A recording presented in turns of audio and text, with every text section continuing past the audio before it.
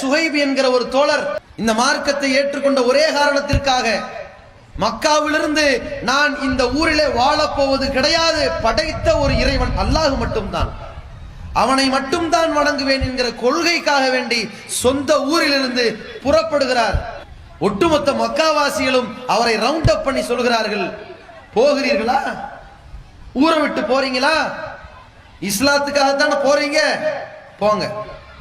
ஆனா ஒண்ணு, நீ இந்த ஊர்ல சம்பாதிச்சிருக்கிறீல, சேர்த்து வச்சிருக்கிறீல, அந்த சொத்தை எல்லாம் விட்டுட்டு தனியா போ.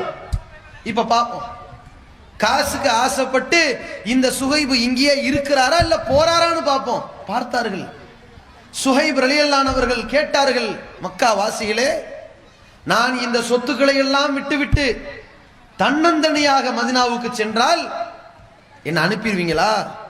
தாராளமா போப்பா, உன் சொத்து இனி அனாமத்து, போ, அப்படியே விட்டுட்டு போ, எதுவும் வேணாம், அல்லாஹ் தான், அப்படிதானே போற, போ, பாத்துருவோமே. கேட்டார்கள்.